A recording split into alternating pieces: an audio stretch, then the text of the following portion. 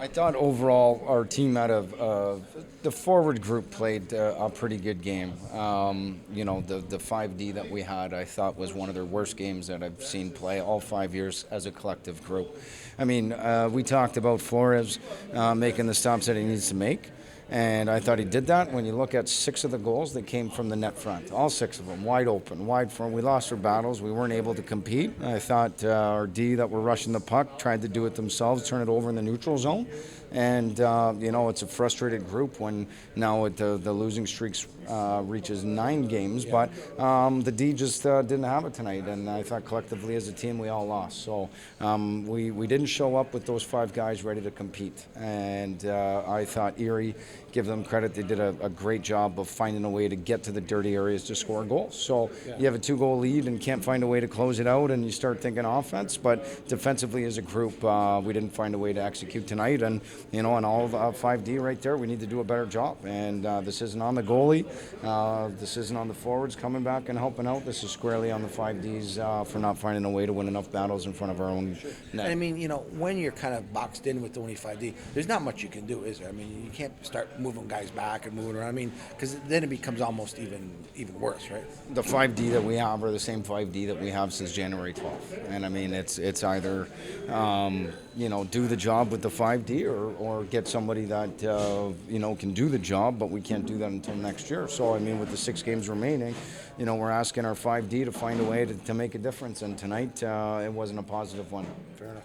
I'm going to talk to Gallianoff today. He got a goal for you. He's starting to come around a little bit. Where do you see him now versus maybe the beginning of the year, maybe some of the progress he's made? Well, just a lot more identity as far as what he needs to do to bring energy into the game, and how he needs to have an impact on the ice. And there's still a long way to go with the 16-year-old kids. And, if he can start shooting the puck a little bit more, I think he's going to be a threat. But the kid buys in. He's a very coachable kid. He's part of the solution, not part of the problem. And you see his trajectory and his path towards success. And I think he's going to have a pretty good career here for Niagara.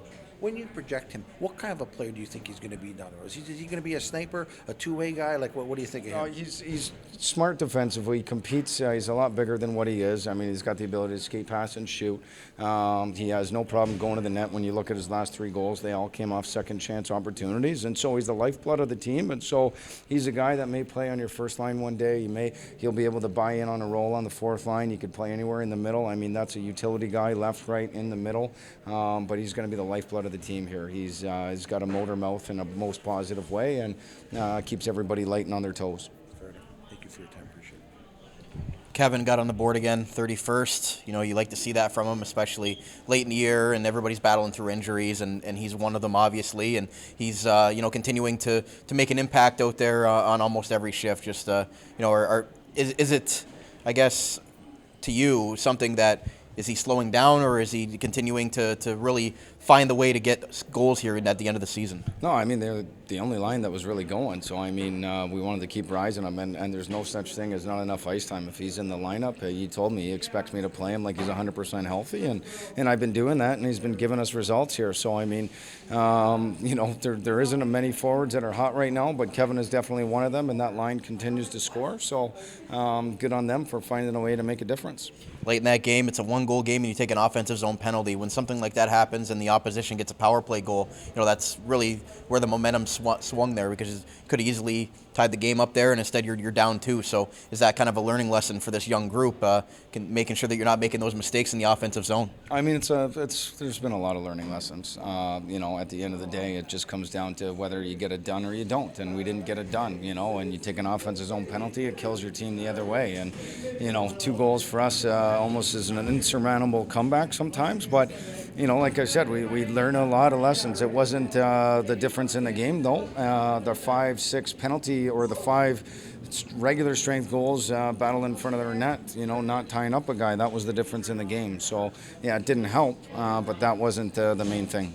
Lastly, when you're talking about just losing battles net front, is that something that is a coaching thing? Is it an effort thing? Like, where do you pinpoint of where things can get better there, and how are you going to improve in that area? Well, even the net front, it's who wants it more, and that comes down to who you are on the inside. And, our guys are getting beat. Sometimes it's a lack of will, sometimes it's a lack of talent or ability or skill, whatever you want to call it. It's mono and mono when you get into that cage right in there in the net front. And obviously we didn't win enough battles here tonight. So that's a tough one, but this is a tough game that you need to play. Nothing comes easy, and that's a team that really wanted it tonight. So, like, you got to give credit where credit's due. They just wanted it more in the dirty areas, and we didn't want to defend hard enough. Thanks, Coach. Thank you.